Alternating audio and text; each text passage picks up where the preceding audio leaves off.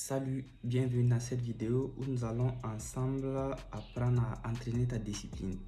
Et comme tu le sais certainement, c'est un muscle qui s'entraîne et c'est quelque chose qui n'est pas forcément inné.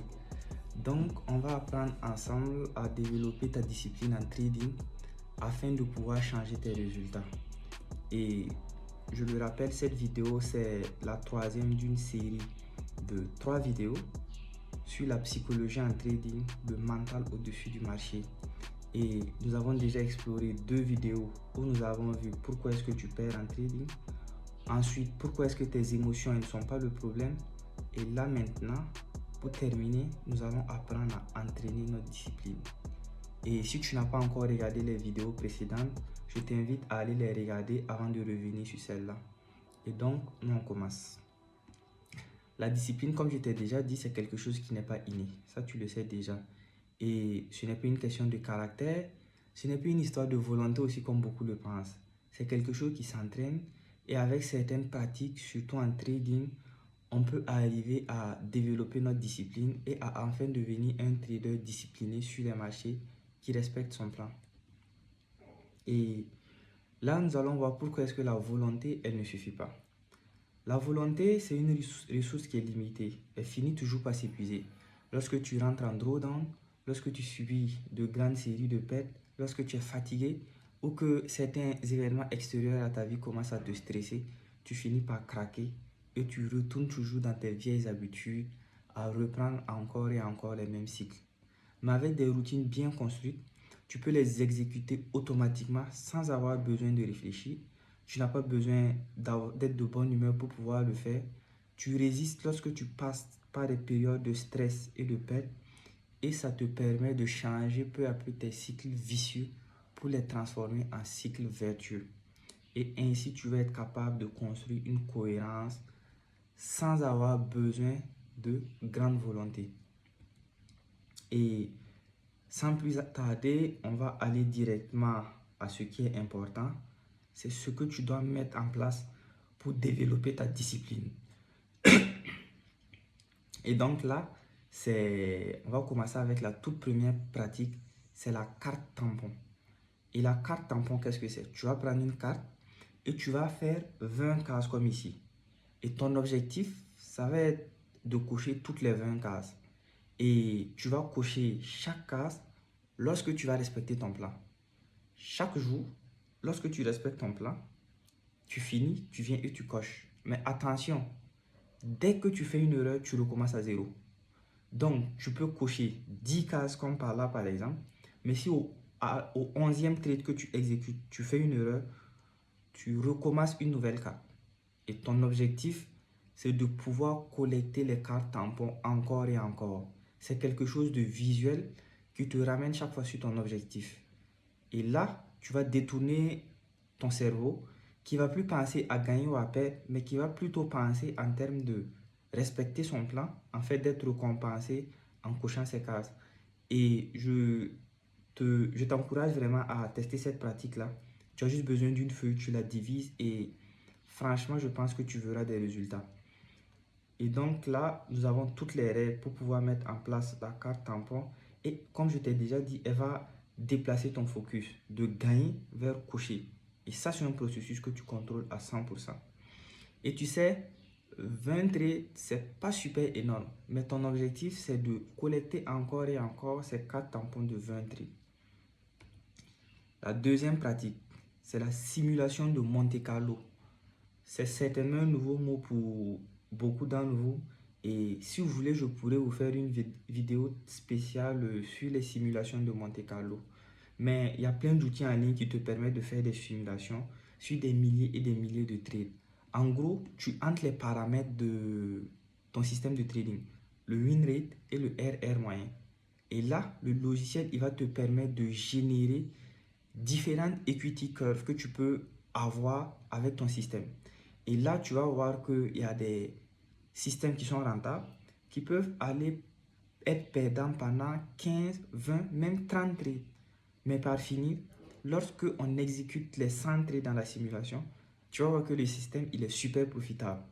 Et ça déjà, ça t'enlève un stress par rapport à ton système. tu pourras voir par quelle série de drawdown maximum tu peux passer. Et du coup, lorsque tu vas passer par ces drawdowns sur ton compte réel, tu seras plus détaché et tu seras plus à même de continuer à exécuter ton plan encore et encore. Les séries de pertes, tu peux les voir sur des systèmes qui sont super excellents. Et grâce à la simulation de Monte Carlo, tu pourras avoir un aperçu visuel sur cela. Et le résultat, tu peux avoir un drawdown de 3 semaines qui ne va plus te faire peur. Tu l'as déjà vu en simulation. L'expérience visuelle modifie ta perception des pertes bien plus que la théorie. Alors, je t'encourage à aller en ligne et il y a plein d'outils. Tu as juste à taper simulation de Monte Carlo et tu pourras faire tes propres simulations en fonction de ton système et des paramètres de celui-ci. Et si vous voulez, vous pouvez me dire en commentaire et je vais développer plus ce sujet dans une vidéo spéciale. Et la pratique 3, les procédures et les rituels. Avant d'entrer, tu vas prendre une... Et la pratique 3, les procédures et les rituels. Avant de rentrer dans chaque trade, tu vas prendre une capture du graphique et tu vas t'assurer de valider chaque règle de ton système. Ensuite, lorsque tu prends l'entrée, à l'exécution même, tu prends une deuxième capture et tu vas la mettre dans ton journal de trading et tu vas fermer ton graphique. Ensuite, tu t'occupes. Tu peux aller faire du sport, aller boire un café, aller écouter de la musique. Mais tu essaies de ne plus penser à ce trade-là et de trouver d'autres activités à mener. Ces étapes, elles sont définies à l'avance. Quoi qu'il arrive, tu les suis. Rappelle-toi, ici tu es en mode employé, tu suis les règles du patron. Et donc, tu vas exécuter des checklists comme ceux des pilotes. Et lorsque il fait beau temps, les checklists, elles ne sont pas forcément importantes. Lorsque tu es dans une série de gains, tu ne vas pas avoir la nécessité de vouloir vérifier à chaque fois si tes trades ils correspondent à tous tes critères. Mais lorsque tu passes en série de drawdown et que là, ta perception elle commence à changer et que tu commences à ressentir de la douleur, là, la checklist elle devient vitale. La checklist elle te permet d'agir correctement même quand tes émotions sont fortes. Et donc, je t'encourage à mettre en place ces procédures-là. Des captures d'écran avant le trade, lorsque tu l'exécutes, et également à mettre en place des checklists pour toujours t'assurer de respecter ton plan. Ensuite, nous allons voir les pratiques 4, 5 et 6 qui vont te permettre de construire un détachement, une distance émotionnelle. Apprends à écrire chaque jour. Juste 5 lignes, c'est suffisant. Note tes pensées, tes émotions, tes comportements avant et après chaque trade. Commence à rendre visible ce qui est inconscient pour toi. Et avec le temps, tu vas certainement remarquer des patterns de comportement que tu as. Et ça va t'aider à briser ces cycles-là. Ensuite, ne regarde plus ton sol. Pendant un mois et même plus, je t'encourage. Si tu es en challenge, et règle déjà en avance tes paramètres de risque et ensuite ne regarde plus ton sol. Exécute juste le trade sans chaque fois aller sur ton MetaTrader ou ton site trader pour vérifier je suis à quel point de mon challenge. Non, tu exécutes juste sans regarder ton sol et ça te permet de créer de la distance émotionnelle. Et je t'avoue qu'au début, c'est très difficile. Moi, j'ai beaucoup eu du mal à mettre ça en place. Mais avec le temps, tu vas voir que ça va te permettre d'être complètement détaché de ton trading. Et même lorsque tu vas passer par des séries de pertes, tu auras beaucoup moins d'émotions et tu seras détaché parce que deux fois même tu ne sauras pas où est-ce que tu en es par rapport à ton compte au fait. Parce que tout simplement, tu ne regardes pas. Tu es plus concentré à exécuter. Tu es en mode employé. Ensuite, je t'encourage à faire une pause des réseaux sociaux. Coupe tout le bruit. Arrête d'aller regarder du contenu de trading, surtout du contenu de lifestyle où on te montre de gros payouts, de grosses voitures et concentre-toi sur ton trading. Bien sûr, ce n'est pas définitif et à jamais, mais juste le temps que tu puisses améliorer ta psychologie. Et les créateurs de contenu sur le trading, ils seront toujours là. Tu peux disparaître et réapparaître après et continuer à apprendre si tu veux. Mais pour l'instant, c'est important que tu fasses une pause des réseaux. Il faut te couper du bruit. La pratique 7, il faut backtester. Et il faut prendre l'habitude de backtester et installer cette habitude-là. Lorsque tu ne trades pas, fais des backtests. Peu importe les résultats, tu exécutes encore et encore. Et là, tu vas voir que ton trading, il devient mécanique sans charge émotionnelle. Parce que tu continues à exécuter encore et encore le même système de trading. Quand tu trades en réel, les règles, elles vont s'exécuter presque toutes seules parce que tu t'es entraîné encore et encore. Vois le backtesting comme l'entraînement du trader. Tu commences à graver dans ton corps l'idée que chaque trade est individuel et que chaque trade, c'est une tâche banale. La pratique la plus puissante pour incarner la pensée probabiliste, c'est bien sûr le backtesting. Donc, je vous encourage à backtester encore et encore et encore. Et également, sur ce sujet, j'ai pas beaucoup développé parce que le temps pour la vidéo, elle sera beaucoup allongée. Mais si tu es intéressé, dis-le moi en commentaire. Je peux vraiment faire aussi des vidéos sur le backtesting parce que là, je pourrais te montrer les outils que j'utilise, comment je backteste et comment installer cette routine-là. Il y a vraiment beaucoup de choses à dire sur le backtest. Et donc, n'hésite pas à me faire savoir si ça t'intéresse de voir une vidéo spéciale sur le backtesting. Et là, on passe à ton plan d'action.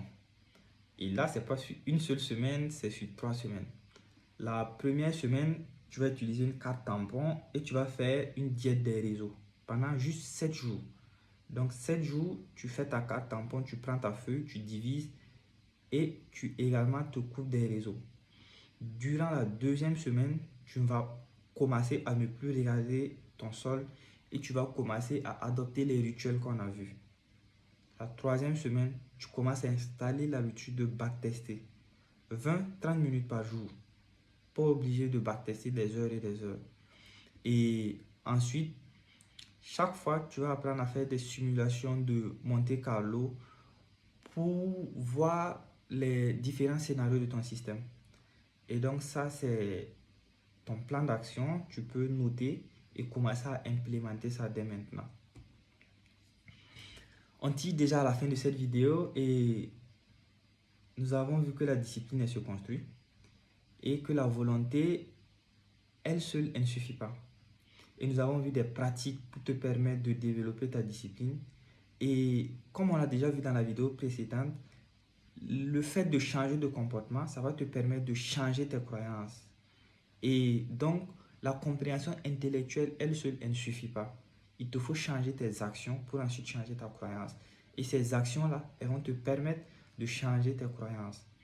Et vraiment, je te conseille de commencer par une ou deux pratiques et de faire l'effort pour vraiment les tenir sur le temps avant d'en ajouter. Tu peux commencer avec une pratique, ensuite en ajouter une autre au fur et à mesure. Et là, nous sommes à la fin de la série maintenant, le mental au-dessus du marché. J'espère vraiment qu'à travers cette série de vidéos, j'ai pu t'apporter de la valeur. Je suis vraiment allé sur l'essentiel et j'ai également cherché à mettre les pratiques importantes qui peuvent vraiment te permettre de changer tes résultats. Et dans la première vidéo, nous avons essayé de comprendre ce qu'est vraiment le trading. Nous avons vu que sur 10 trades, nous n'avons pas de contrôle et que notre contrôle, c'est sur le fait de développer un avantage sur le marché. Ensuite, nous avons vu la croyance qui sabote tous nos résultats. Et cette croyance-là, c'est gagner c'est bien, perdre c'est mal. Ensuite, dans la troisième vidéo, nous avons vu du moins comment construire la cohérence grâce à l'action afin de changer nos croyances. Alors, dis-moi en commentaire parmi ces 3 vidéos-là, laquelle t'a plu et quelles sont les pratiques que tu vas mettre en place en premier. Et donc, c'est tout pour cette série. J'espère vraiment t'avoir apporté de la valeur et fais-moi des retours en commentaire. Dis-moi ce que tu aimerais voir prochainement sur la chaîne également en commentaire. Et n'hésite pas à partager avec un ami trader dont ça pourrait aider. Et c'est tout. Je vous dis à très bientôt pour les prochaines vidéos. Portez-vous bien.